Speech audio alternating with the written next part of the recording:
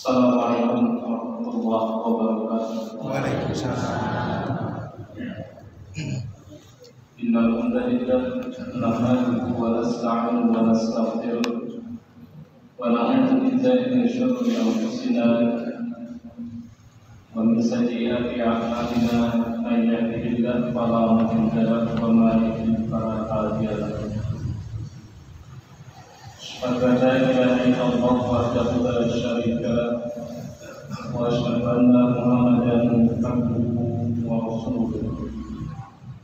Allahumma salli ala Muhammad wa ala ali Muhammad kama sallaita ala Ibrahim wa ala ali Ibrahim wa barik ala Muhammad wa ala ali Muhammad kama barakta ala Ibrahim wa ala ali Ibrahim fil alamin innaka Hamidum Majid. Amma ba'du fa ya ayyuhal ittaqullah كما قال الله تعالى في القرآن الكريم أعوذ بالله من الشيطان الرجيم بسم الله الرحمن الرحيم يا أيها الذين آمنوا اتقوا الله حق تقاته ولا تموتن إلا وأنتم مسلمون. Wahai orang-orang yang beriman, bertakwalah kepada Allah dengan takwa yang sebenar-benarnya, dan janganlah kalian meninggal kecuali di dalam keadaan Islam. Wa qala ta'ala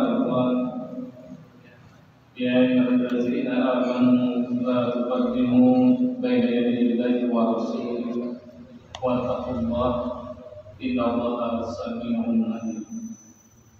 Wahai orang yang beriman, janganlah sekali-kali kalian mendahului Allah dan Rasul-Nya, dan bertakwalah kepada Allah.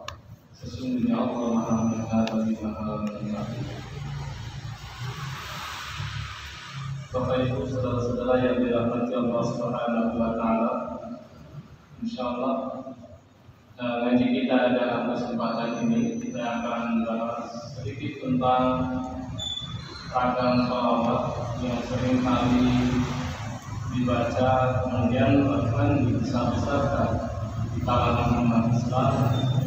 Lalu juga seperti apa sebenarnya shalawat yang dituntunkan oleh Rasulullah SAW. Nah, sebelum barangkali kita masuk bahas ini, dari beberapa pertemuan kita sebelumnya, kemarin kita pun membahas tentang alam kubur dengan ragam petunjuk dari hadis-hadis Nabi Sallallahu Alaihi Wasallam yang berkenaan dengan kondisi dan apa saja yang terjadi di alam kubur tersebut itu sudah kita bahas. Nah, barangkali ada hal yang disampaikan dulu Bapak Ibu terkait dengan beberapa materi sebelumnya. Kami persilakan. Silakan. Assalamualaikum warahmatullahi wabarakatuh. Materi pengajian tanggal 6 November 2024. Pada saat itu kita membahas tentang alam kubur, di mana setiap manusia pasti akan mengalami sebagai alam kubur. Sebagaimana firman Allah dalam surat Al-Imran ayat 105. Kullu nafsin dha'iqatul maut wa innama tuwaffawna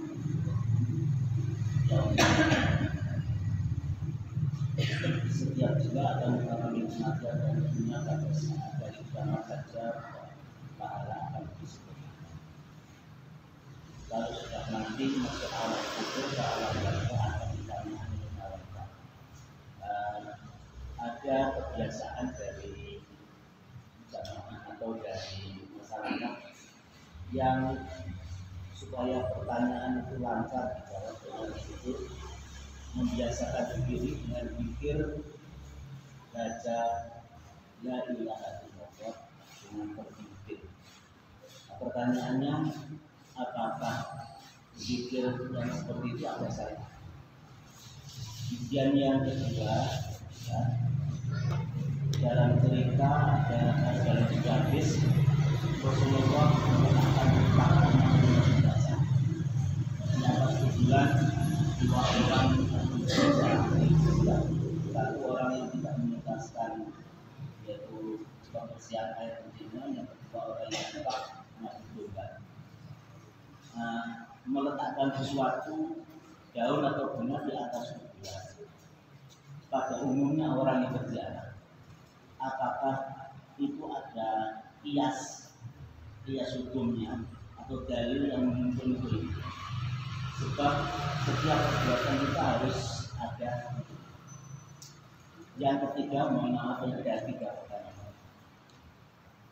Ada masyarakat mungkin masih ada yang terbiasa, terbawa, dan ini terbawa juga oleh lagu-lagu yang diciptakan oleh Aini Najib. Beliau seorang seniman dan seorang sosiolog sekaligus juga dai. Dan lagunya itu seolah-olah mempercayakan bahwa orang yang sudah dalam kubur itu kalau malam Jumat itu kembali ke rumah. Adalah mohon maaf, lagunya itu mungkin sudah banyak beredar. Satu malam Jumat hari itu mulai kandung daluk dongo wacan Quran nadyan sak kalimat. Namun ora dikirimi banjur bali brebes milih. Bali nang kuburan makanan kekanisa. Ini syair-syair yang diciptakan. Selanjutnya terbacut kemenangan lihat anak turunku, kowe ora mirah padha mangan biaya. Lamun aku bisa balik nang alam dunia, bakal tak kesi dunia pusing sira. Ini syair yang paling. Pertanyaan saya bukan masalah itu, tapi ada kebiasaan mengirim surat pada malam Jumat pagi. Kalau di Jawa Timur, kalau di Jawa Tengah malam Jumat Kliwon. Apakah ini ada tuntunan berkirim doa itu? Kemudian sikap kita bagaimana yang dianggap kita tidak pernah memperhatikan orang yang jalan. Terima kasih dari itu yang saya katakan. Ustaz, tambahan. Masalah nikmat kubur mohon dijelaskan. Itu aja. Nikmat kubur.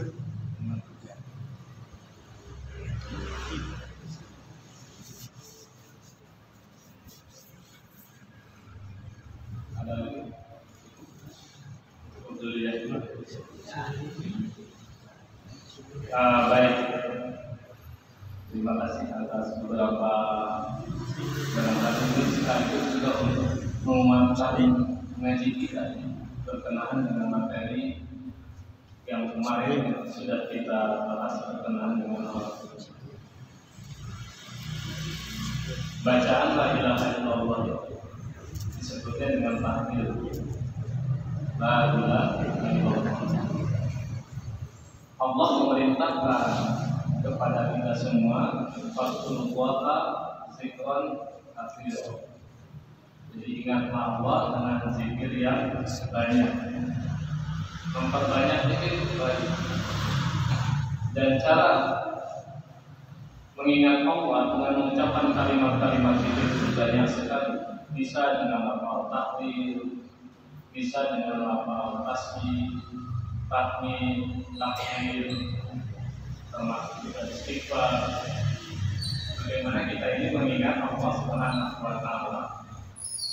Dan dengan seiring kita itu banyak mengingat Allah Subhanahu wa Ta'ala, ya tentu nanti dampaknya diharapkan pula kita ini semakin mudah untuk menjawab pertanyaan di alam kubur, terutama ketika ditanya man rabbuka, siapa Tuhan. Oh, ingat itu tahlil, bacakan la ilaha illallah. Tidak ada sembahan, tidak ada ilah kecuali Allah. Jadi sebenarnya yang harus kita ucapkan la ilaha illallah itu ketika kita masih hidup. Ketika kita masih hidup, banyak-banyaklah mengucapkan tahlil. Banyak-banyaklah kita ini mengucapkan tasbih, tahmid, dan lafal-lafal zikir yang lainnya. Untuk apa? Mengingat Allah Subhanahu wa Ta'ala. Dan zikir itu tidak cukup hanya sekedar di lisan saja, tidak cukup hanya sekedar yang mohon maaf barangkali hitungan-hitungan saja. Tapi yang namanya zikir itu harus membekas terutama dalam perbuatan kita, dalam perilaku kita. Kalau kita ingat Allah, maka otomatis kita akan takut kalau kita ini meninggalkan sesuatu yang diperintahkan oleh Allah.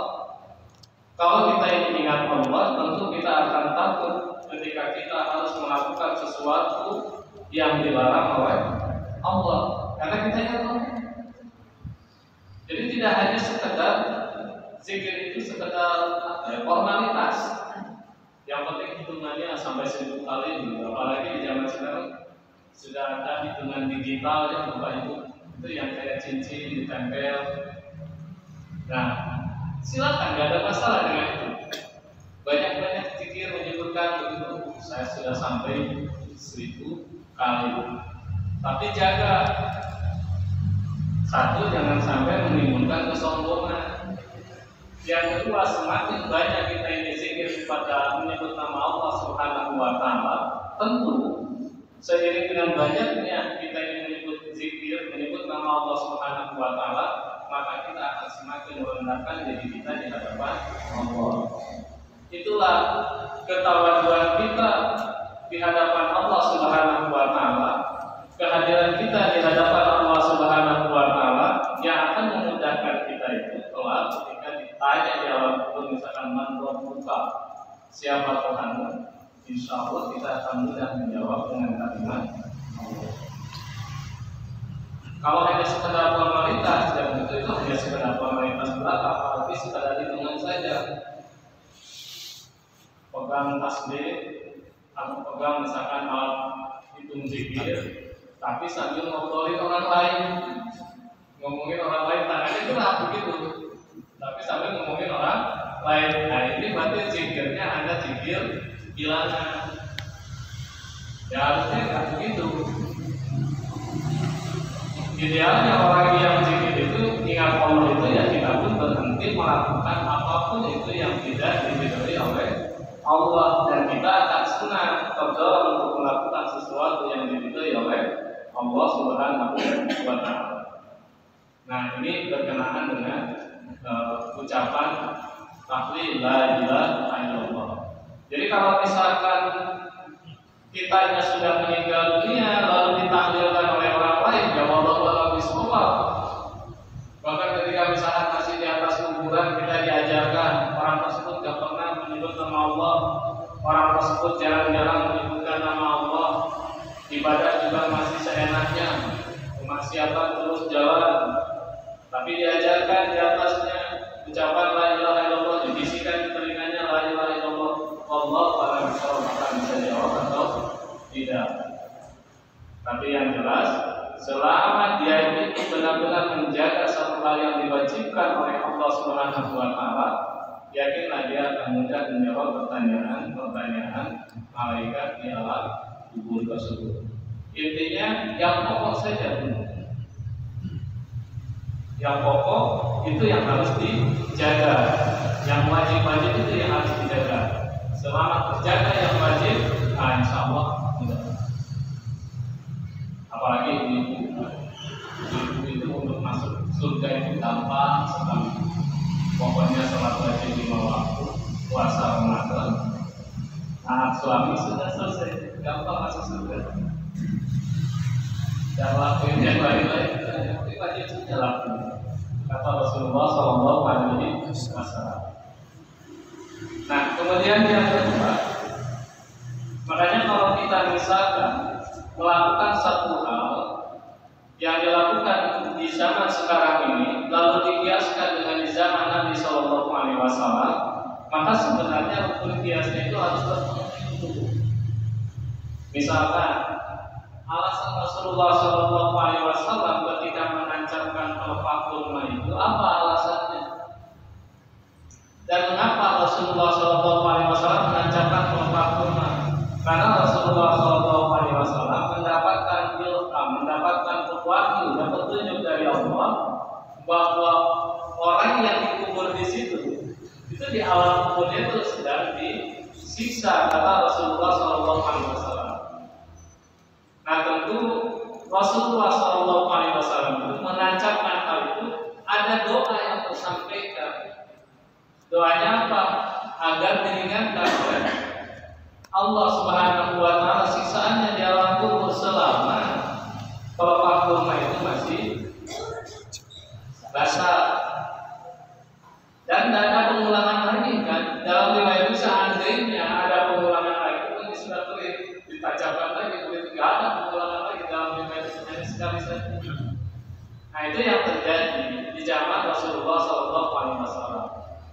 Nah sementara di zaman sekarang ini orang tabur bunga dengan menggunakan dalil itu, nah apakah kita rela mengatakan bahwa yang ditabur bunga itu adalah kuburan dan sisa? Kan begitu logikanya. Artinya apa? Bapak itu hadirin yang dirahmati Allah Subhanahu wa Ta'ala. Sebenarnya dengan apa yang kita lakukan di zaman sekarang lalu mencoba dihubung-hubungkan dengan apa yang terjadi di zaman Rasulullah SAW, maka sebenarnya kurang pas juga. Kalau dikiaskan itu kurang pas juga. Karena ada alasan yang menawari mengapa Rasulullah SAW melakukan hal tersebut.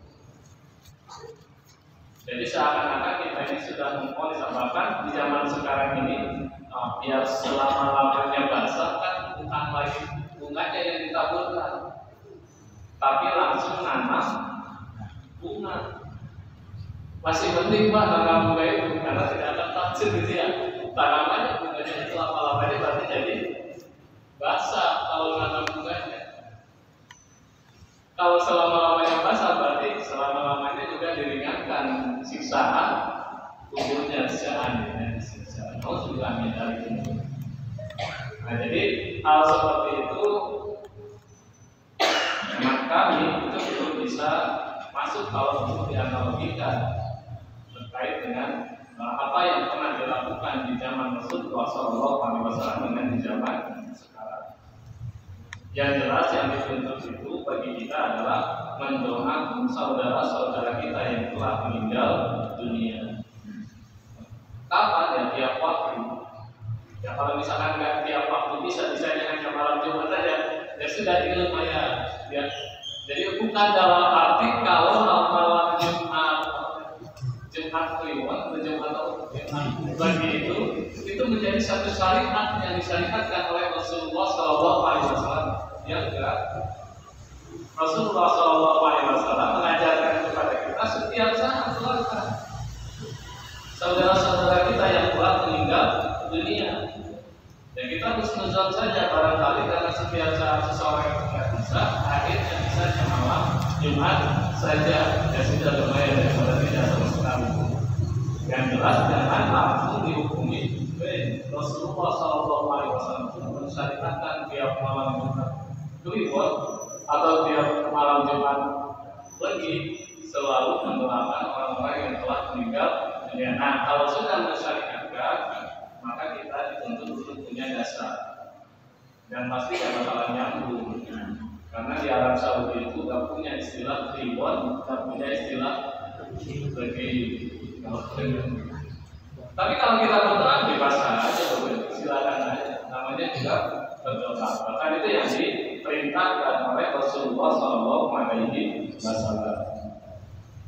Nah makanya kalau misalkan termasuk ini ketika ada takdir yang menyebut seperti itu, ada nilai sebenarnya di mana kita dituntut untuk mau mendoakan. Nilainya barangkali di situ.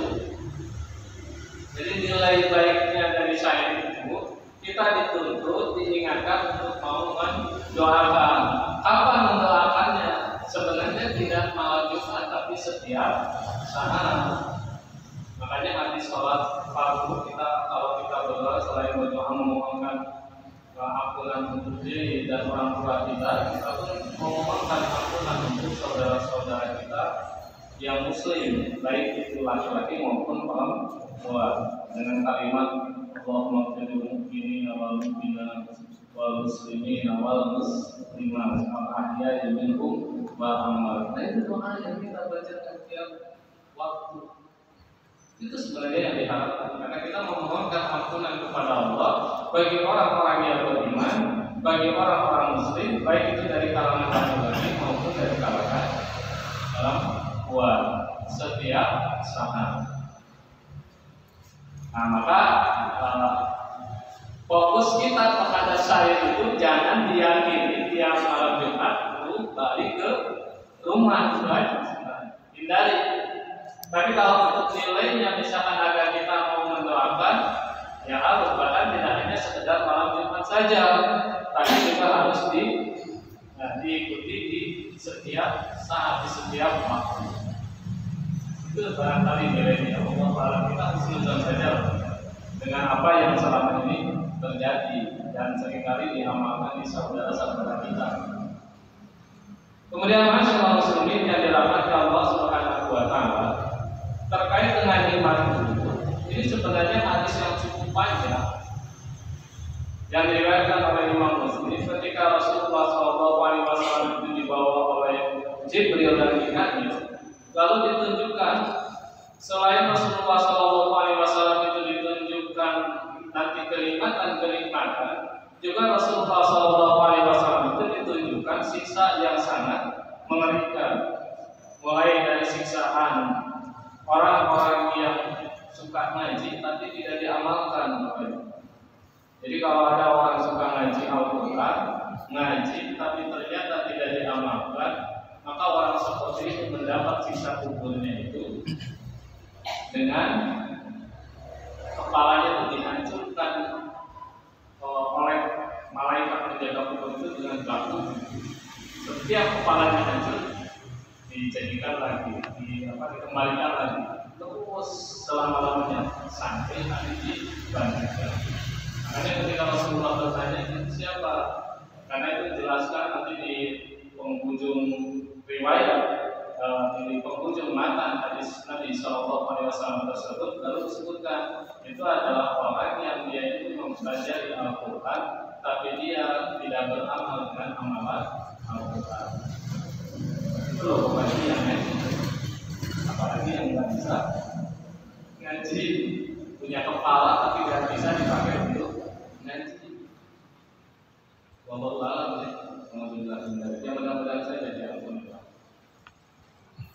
Nah, kemudian yang kedua, saat itu Rasulullah SAW menjelaskan tentang orang-orang yang disiksa seperti misalkan yang suka bohong sampai-sampai rongga mulutnya ditusuk dengan besi pengait yang tembus sampai ke tempur. Selamanya begitu sampai tadi kebangkitan itu adalah untuk pembohong. Lalu kalau orang-orang yang berzina, maka dimasukkan di dalam tungku api. Dia berada di dalam, nanti ketika api itu dinyalakan, maka dia semburat kita. Tapi ketika misalkan api itu dimatikan, dia turun lagi. Dan itu selama-lamanya. Itu yang disiksa para pezina. Kemudian berikutnya orang-orang yang bergeliman dengan riba. Mereka bagaimana? Dia berenang di sungai darah. Jadi ketika dia berusaha untuk menepi, dilempar lagi dengan batu kembali lagi ke tenaga, begitu terus. Nah, ini orang-orang yang bergeliman dengan riba. Memang kita itu hadirin yang dirahmati Allah Subhanahu wa taala. Nanti kalau masalah riba ini, apalagi langsung misalkan kita ngomongin orang yang berhubungan dengan bank pasti riba. Ini perlu kita telah kembali. Mengapa? Karena bank itu satu hal yang belum ada di zaman Rasulullah SAW. Jangankan banknya, uang saja tidak ada di zaman Rasulullah SAW. Makanya kalau kita misalkan langsung menghubungi bank konvensional itu riba, haram, maka siapa yang terjebak dengan apapun itu produk-produk bank tersebut, dia sudah terjebak dengan perbuatan riba. Orang yang menghubungi seperti itu berarti sia-sia nanti dikumpulnya disiksa seperti itu. Makanya jangan pakai duit, karena uang itu produk bank. Gak tahu nanti transaksinya pakai apa. Belum lagi yang lain-lain, masuk jalan tol sekarang kita udah pakai nggak bisa juga. Padahal kita tuh transaksi. Nah disitulah kalau di majelis tadi itu diterangkan kembali seperti apa nanti akan ada misalkan hal-hal yang mendekati dan bisa dihukumi riba. Kemudian juga ada hal-hal yang tidak bisa dihukumi sebagai riba. Begitu. Nah kemudian masyarakat muslimin yang dirahmati Allah Subhanahu Wa Taala terkait dengan nikmat kubur itu, salah satunya sebagai gambarannya. Selain di hadis tersebut menyebutkan tentang tempat para nabi, kemudian juga para syuhada, termasuk juga tempat yang umum dimasuki oleh orang-orang yang beriman. Paling tidak tempat itu adalah tempat yang paling indah. Yang tempat tersebut kalau dibandingkan dengan tempat yang paling indah di dunia ini tidak sebanding dengan tempat bagi orang yang beriman di alam kubur. Jadi seindah-indahnya tempat di dunia ini itu tidak lebih indah dibandingkan dengan tempat bagi orang yang beriman di alam kubur.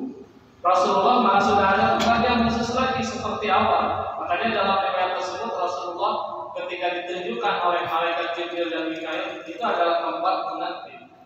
Lalu Rasulullah menyampaikan, kalau begitu saya ingin segera menempati itu. Tapi jawaban malaikat Jibril dan Mikail itu, beliau menjawab, keduanya menjawab, waktumu masih ada, artinya waktumu masih belum waktunya, karena masih hidup di dunia ini. Nanti kalau sudah meninggal dunia, pasti akan ditempatkan di situ. Nah ini kenikmatan-kenikmatan seperti itu menunjukkan kenikmatan-kenikmatan yang diperoleh oleh orang-orang yang beriman. Selain mereka pun disuruh atau diperintahkan untuk tidur layaknya pengantin. Ini bagi orang-orang yang beriman.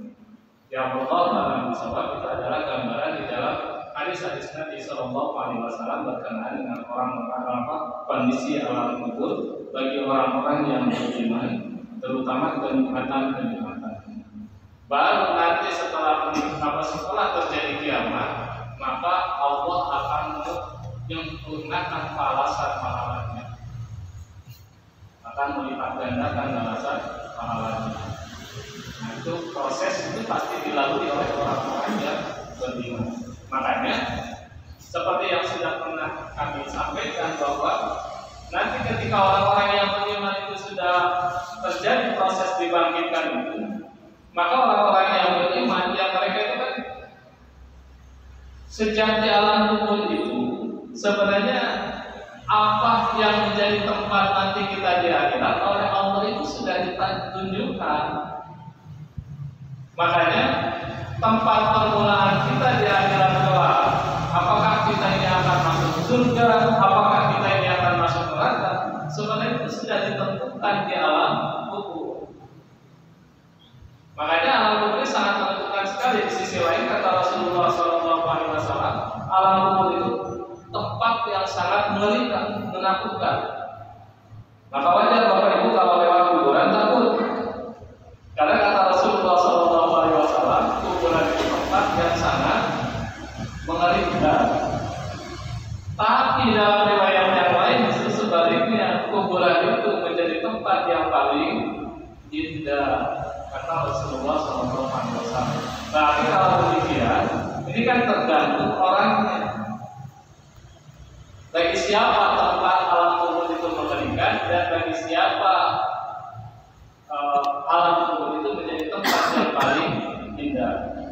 Orang dikuburkan ataupun tidak, itu tetap nanti masuknya itu di alam kubur. Jadi jangan lalu kita berpikir ini gimana, ada orang hilang dan ketemu, bapak orang kemana mungkin dicari-cari gak ketemu. Kan ada yang bapak itu, ternyata saya diceritai oleh seorang teman yang kebetulan ayahnya itu mengalami peristiwa yang kurang lebih sama dengan pahlawan Perak Supriyadi. Beliau itu kan tidak ada kuburannya, di mana coba? Dan ternyata orang terdekatnya itu kebetulan juga ayahnya ini orang terdekat juga sama. Katanya habis sholat subuh jalan-jalan hilang. Wallahu a'lam. Itu dicari-cari sampai dibolak-balik ke rumah sakit saya pulang itu. Ketika ada orang ini sepertinya bapak datang lagi saya buka, datang lagi buka. Nah, kalau sekiranya memang beliau itu sudah meninggal dunia, wallahu a'lam bishawab, yang pasti akan masuk di alam kubur. Sama halnya misalkan dengan orang yang tenggelam, orang yang misalkan naik pesawat hancur, tidak bisa diselamatkan, itu pasti ruhnya itu masuk di alam kubur. Nah, di alam kubur itulah nanti tentunya kalau dia orang yang beriman akan mendapatkan kenikmatan dari Allah. Kalau dia itu orang yang durhaka, maka tentu sebaliknya dia akan mendapatkan tempat yang sangat mengerikan, siksa seperti tadi. Bahkan bukan hanya sekedar siksaan. Kalau kita melihat hadis Nabi SAW, khususnya Fir'aun dan para pengikutnya, itu tiap pagi dan sore dinampakkan siksa neraka. Betapa mengerikan. Orang-orang yang durhaka itu takut terjadinya kiamat itu. Jadi mereka itu takut sekali terjadinya kiamat. Guyonannya orang-orang yang durhaka itu senang kalau melihat kita masih ngaji seperti ini, Bapak Ibu. Karena kiamat gak bakalan terjadi kalau masih ada orang-orang seperti ini. Mau duduk-duduk di masjid, mau ngaji, wah lumayan masih lama kiamat. Nah, orang yang beriman sebaliknya, karena sudah tahu tempatnya itu di surga, tentu pengen cepat. Dan ternyata lama. Jadi walaupun misalkan hitungan bagi orang yang hidup di dunia, proses terjadinya kiamat itu lama sekali, tapi sebenarnya bagi orang yang beriman itu, ketika dia disuruh tidur, itu laksana orang kita. Diibaratkan di dalam hadis Nabi SAW, itu laksana kita tidur saja sebentar begitu, bangun tiba-tiba sudah subuh. Mereka pun sama nanti tidur tiba-tiba saja nanti sudah terjadi kiamat. Itu bagi orang-orang yang beriman. Walaupun misalkan menurut hitungan kita sampai ratusan bahkan ribuan juta tahun Allah bisa kapan begitu terjadinya kiamat, selama apapun itu, tapi bagi orang yang beriman itu terasa sangat dekat. Nah, ini kan gambaran alam kubur bagi umat Rasulullah SAW. Syariatnya seperti itu prosesnya. Nanti jangan disamakan dengan proses yang dialami oleh umat sebelumnya. Jadi umat sebelumnya tentu lain lagi syariat yang diajarkan oleh para nabi terkait dengan proses di alam kubur. Yang pasti yang akan sama itu kan satu, siapa Tuhan, itu pasti sama. Kemudian yang kedua, ketika ditanya misalkan tentang agama, itu juga sama, karena agama Islam itu sebenarnya ya baik itu di dalam hadis Nabi SAW semuanya sepakat Islam itu adalah agama yang dibawa oleh seluruh nabi-nabi Allah Subhanahu wa Ta'ala. Jadi kalau misalkan sekarang ini ada pengakuan Nabi Musa itu Yahudi, Nabi Isa itu Nasrani, sebenarnya itu kan hanya pengakuan, tapi penjelasan pengakuan kita berangkat dari hadis Nabi SAW, karena ternyata baik itu ajaran yang disampaikan disampaikan oleh Nabi Musa alaihissalam, baik itu ajaran yang disampaikan oleh Nabi Isa alaihissalam dalam hal ketuhanan, semuanya sama, hanya mengajarkan ketauhidan, hanya mengesahkan Allah Subhanahu wa Ta'ala. Nah, ini berkenaan dengan ajaran, makanya nanti tentu berbeda. Yang kita pelajari di zaman sekarang itu syariat yang diajarkan oleh Rasulullah SAW. Dan percayalah, Bapak Ibu hadirin yang dirahmati Allah Subhanahu wa Ta'ala, apa yang diajarkan oleh Rasulullah SAW, maka itulah sebenarnya yang akan terjadi, dan itulah yang harus kita ikuti. Makanya berkali-kali saya menyampaikan, jangan sampai hanya gara-gara kita taklid terhadap seseorang, lalu dengan pentaklidan itu akhirnya kita justru menyalahi dari ajaran apa yang disampaikan oleh Rasulullah SAW. Seperti misalkan ketika ditanya siapa Tuhanmu, jawabannya lain-lain. Harusnya kan jawabannya ya Allah. Jadi ya cukup hanya misalkan kita ingin cinta kepada keturunan Rasulullah, dijawab keturunan Rasulullah SAW. Kenapa aja nggak jawab langsung yang benar? Kalau kita hanya kalau sekedar menjawab Abdullah bin Bakar itu kan bisa jawab, dan apalagi kontroversi. Kenapa nggak jawab saja langsung? Mana buka Ali gitu, mana buka Fatimah, kan itu paling dekat dengan Rasulullah SAW. Kadang hal seperti itu kalau di masyarakat awam diikuti begitu saja, tanpa ada lagi dicerna kembali, dipikirkan kembali, dikritisi kembali. Enggak, mereka terima saja apa adanya. Tahu yang akan menuntut kita masuk surga itu mereka. Siapa lagi yang akan menyelamatkan kita? Kan begitu doktrin yang diajarkan oleh mereka. Padahal kalau kita mendekati dengan pendekatan siapa yang paling dekat dengan Rasulullah, mengapa kita tidak jawab langsung saja yang paling dekat dengan Rasulullah SAW? Seandainya man wakuka Hasan Husain itu lebih dekat dengan Rasulullah, tidak akan ada lagi tesis iman gitu, karena itu sudah benar. Nah, ini kan menunjukkan apa? Keawaman dari masyarakat Muslim kita. Dan dengan begitu enak saja, percaya saja, nanti jawabnya ini. Dan dengan entengnya mereka itu menyampaikan, nanti kalau misalkan mau di apa-apain sama malaikat kubur, nah orang yang disebutkan akan datang menjemput. Enteng sekali ya. Dan seperti itu. Makanya kenapa ada jawab saja langsung? Bahkan kalau itu jawab saja langsung Nabi Muhammad, kan berarti nggak jawab langsung Nabi Muhammad. Kenapa? Karena Rasulullah SAW mengingatkan kita jangan sampai menyamakan Rasulullah SAW itu seperti Allah. Sama halnya seperti misalkan orang-orang Nasrani ketika menyambut Nabi Isa alaihissalam. Nah disitulah Bapak Ibu hadirin yang dirahmati Allah Subhanahu wa Ta'ala. Insya Allah saya kira kita ini ketika kita berusaha ngaji seperti ini, semakin dekat dengan Allah Subhanahu wa Ta'ala, maka kita akan semakin berhasil, terutama dalam masalah akidah. Dalam masalah akidah itu jangan sekali-kali kita menjadi palingan. Cukup kalau Tuhan kita, kalau kita adalah Allah Subhanahu wa Ta'ala.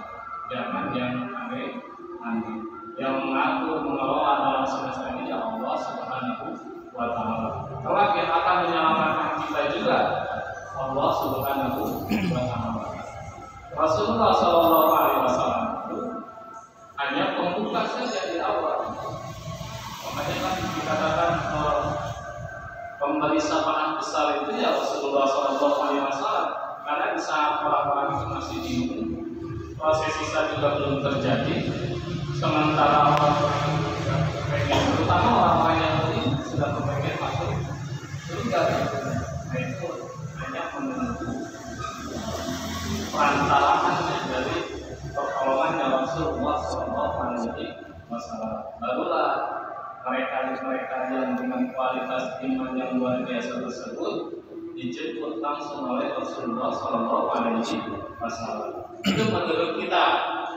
Jadi kalau menurut kita, mereka itu memiliki kualitas iman yang luar biasa. Bisa dikatakan misalnya as-sabiqul awwalun, orang-orang yang pertama mengikuti Rasulullah Shallallahu Alaihi Wasallam. Kemudian juga termasuk yang sabiqun nabil khairat, orang-orang yang selalu bersegera melakukan kebajikan. Maka mereka yang akan mendapat jemputan langsung dari Rasulullah SAW. Tapi menurut Allah mereka itu iman mereka itu masih kecil. Menurut Allah, artinya apa itu? Antara ibadah yang dilakukan oleh seseorang dengan kualitas iman yang Allah berikan kepada orang tersebut masih belum sebanding. Tapi Allah menghargai dengan kualitas iman, karena memang mampu menjaganya dirinya tidak terjebak dengan perbuatan-perbuatan, terutama perbuatan syirik. Karena itu menjadi syarat mutlak. Orang itu kalau masih syirik, masih ada sedikit saja keyakinan yang menandingi Allah itu yang harus diwaspadai. Sebenarnya yang kita itu pengennya bahas sholat dan ini tidak ada hubungan masuk ke sana. Tapi ada Bapak ini kan sekaligus menguatkan saja ya Bapak Ibu hadirin yang dirahmati Allah Subhanahu wa Ta'ala. Karena ini mirip, syirik itu kadang mirip. Saking dekatnya, itu kan mengapa orang Arab itu dikatakan oleh Rasulullah SAW di dalam ayat itu ketika diingatkan mereka jangan menyembah berhala. Mereka kan jawabannya yang saja. Kita akan menyembah berhala. Kita akan menyembah berhala. Mana butuh illa yutafiduna ila Allah subhanahu. Kami ini tidak menyembah mereka. Kami ini tidak menyembah berhala. Tapi kami menjadikan mereka itu hanya sekedar sebagai perantara untuk mendekatkan diri kepada Allah. Itu kan saking tipisnya begitu antara peribadahan dengan syirik. Makanya di zaman sekarang kalau kita nggak hati-hati itu juga syirik luar biasa tipisnya. Boleh jadi kalau kita nggak hati-hati terjebak juga dengan perbuatan syirik. Maka kalau sedikit saja kita masih terjebak dengan perbuatan syirik, itu yang berat sekali untuk bisa langsung masuk surga. Karena syarat mutlak seseorang itu kalau pengen langsung masuk surga terbebas dari perbuatan syirik. Yang kedua, terbebas dari perbuatan sombong. Karena manusia itu sombong. Ada orang yang taat dengan ketaatannya sombong, itu bahaya juga. Ada orang yang baik merasa sombong dengan kebaikan-kebaikan, itu bahaya juga. Karena nanti akan merendahkan orang yang tidak sama dengan kita. Ketika ada misalkan perasaan seperti itu, maka itulah sebenarnya kesombongan. Dan kalau terjebak dengan kesombongan, layak turun jannah maka nabi qalbihi misqala dzarratin min al-iman. Tak akan masuk surga orang yang dalam hatinya itu masih ada kesombongan walaupun hanya sekedar biji sawi kecil. Itulah diingatkan. Syirik sombong tidak.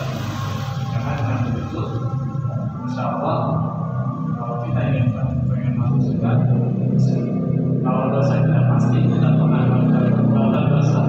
Maksiat juga pasti, apalagi di zaman sekarang ini. Paling tidak itu satu kan sombong, yang kedua adalah tidak syirik. Makanya mudah-mudahan dengan maksiat, tapi kita masih dekat dengan Allah dan melaksanakan sholat, mudah-mudahan sholat kita menjadi menghapus terhadap dosa dan maksiat kita dan masih terjebak.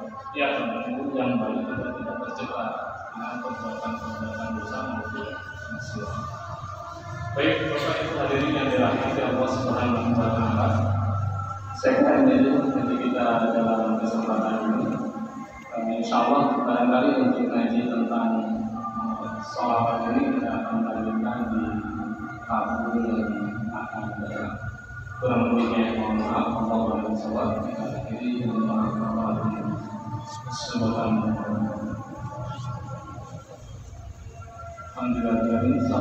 warahmatullahi